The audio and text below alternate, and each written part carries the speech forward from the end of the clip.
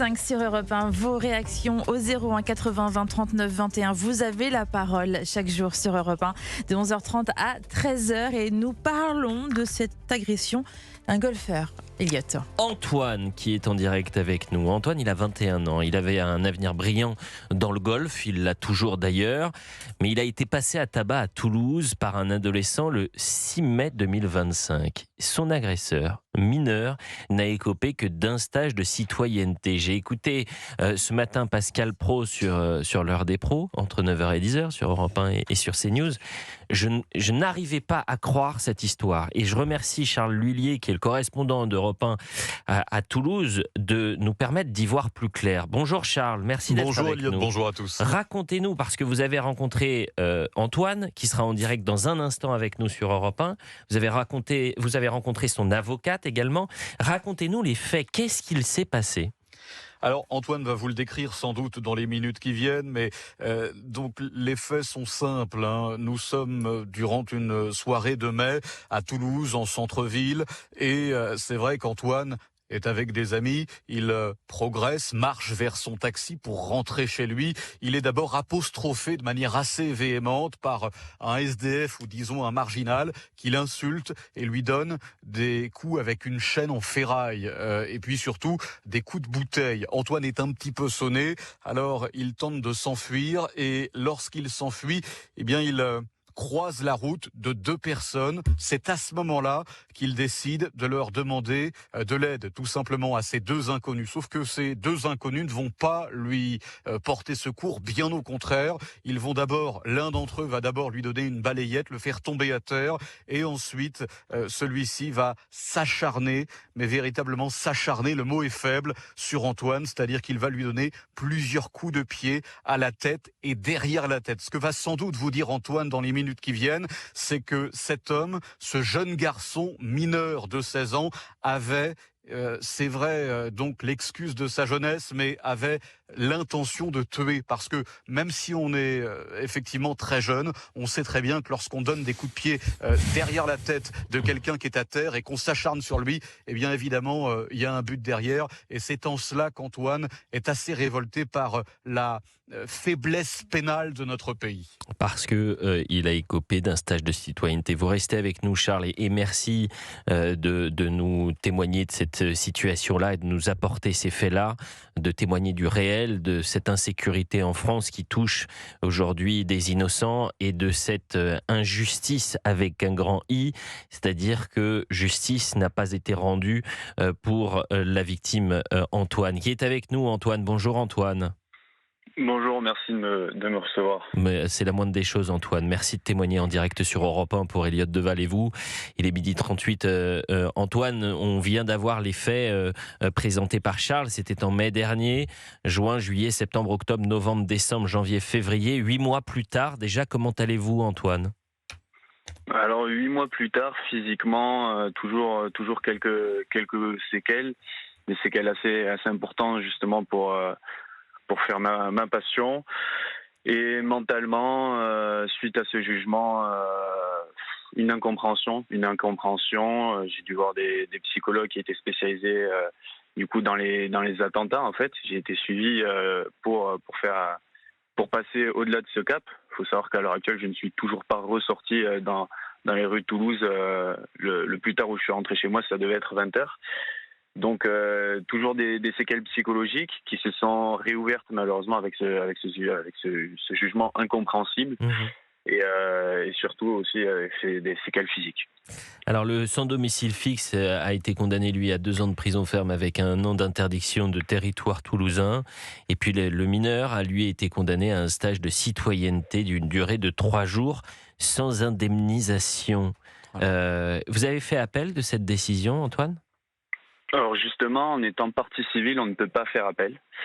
Il faut savoir que c'est Madame la procureure de la République à Toulouse qui gère les affaires pour mineurs, qui a prononcé justement cette peine-là.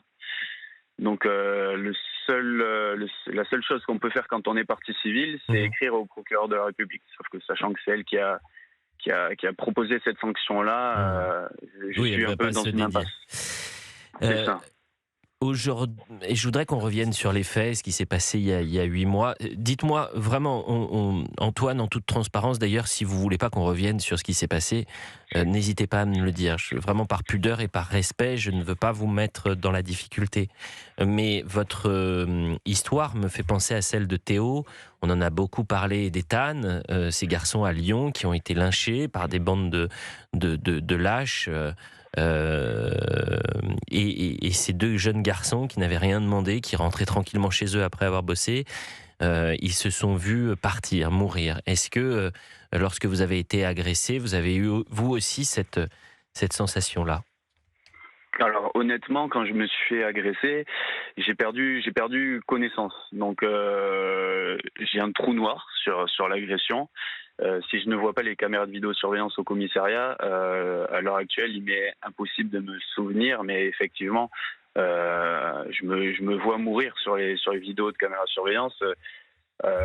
Pendant 5 minutes, je me vois roué de coups, et s'il n'y a pas l'arrivée des forces de l'ordre qui étaient à l'heure actuelle connectées sur les caméras de vidéosurveillance du pont, je pense que je ne serais pas là pour témoigner, et ça aurait pu être bien plus dramatique. Bien plus dramatique.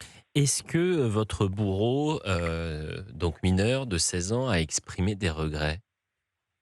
Pas du tout, pas du tout. Le souci étant aussi là de mon côté, c'est-à-dire que moi, psychologiquement parlant, je ne me sentais pas en état de me rendre durant les différents jugements, que ce soit pour la personne sans domicile fixe ou pour le mineur. Mais par contre, ma famille, elle, s'est rendue à ces jugements, et cette personne n'a éprouvé aucune excuse. Sa famille non plus ne s'est pas excusée auprès de la mienne. Vraiment aucun regret. La juge lui a proposé plusieurs fois, la présidente lui a proposé plusieurs fois de s'excuser, chose qu'il a décliné à chaque fois, et il est resté du coup sur ses actes. Merci Antoine d'avoir pris la parole, et on pense fort à vous. Vous êtes un champion de golf. Vous avez été champion de France à plusieurs reprises, si je ne m'abuse. C'est ça. Et je sais que vous le serez dans les prochaines années. Je le sens, ne vous inquiétez pas. Prenez courage. Déjà, vous avez le courage de prendre la parole, de témoigner de ce qui se passe, qui est hallucinant. Et vous êtes le bienvenu dans le studio d'Europe 1. Vous venez quand vous voulez à Paris. Je vous montrerai les studios. Vous viendrez parler aussi de golf si vous voulez, du plaisir de golfer.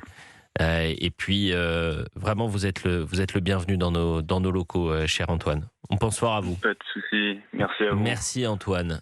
Oui, parce Sébastien Ligné. On a parlé du stage de citoyenneté. On y fait quoi dans ce faut stage? expliquer aux gens, parce que c'est quand même quelque chose d'extraordinaire, ces stages de citoyenneté. Déjà, ça peut durer qu'un mois maximum. C'est insupportable, le témoignage qu'on vient Et d'entendre. c'est insupportable. En l'occurrence, là, Antoine, donc son agresseur, a eu 3 jours de stage. Donc c'est une version en plus minimale. C'est pas plus de 6 heures par jour. Et c'est gratuit pour les mineurs. Voilà, donc c'est nous qui payons ces stages de citoyenneté. Et qu'est-ce qui se passe dedans?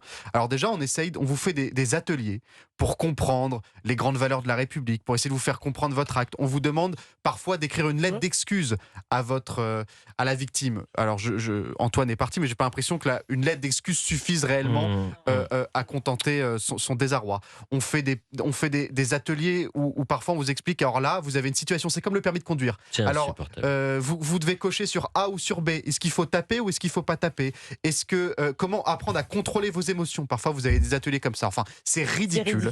On parle de gens qui ont parfois 16, 17, qui sont parfois majeurs. Faire des stages de citoyenneté. Antoine disait qu'il avait été lynché pendant 5 minutes, et qu'heureusement qu'il y avait les caméras vidéosurveillance et que les policiers sont intervenus. Sinon, il ne serait jamais là pour parler de ce qui s'est passé.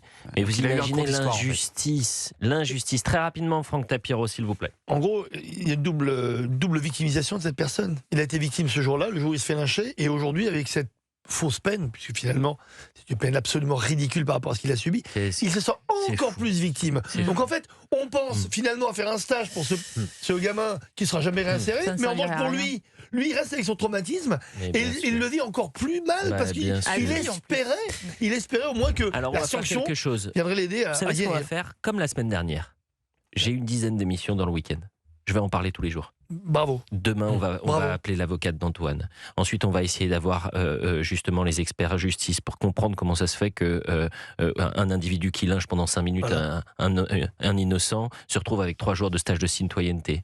On va essayer de solliciter les policiers à Toulouse. On va en parler tout le week-end. Très bien. Voilà. Bravo. Personne ne veut en parler, on en parlera tout le week-end. Ouais, Georges, très rapidement, s'il vous plaît. Pardonnez-moi de vous presser. Elliot, le jour où on me avoir donnerait 7 heures d'émission en le direct. jour où on me donnerait 1 minute, je vous emmène par la main dans une salle d'audience pour mineurs, puisque j'ai été substitut des mineurs et que c'est à huis clos, et je vous raconte comment ça se passe. J'ai besoin d'1 minute. Chiche.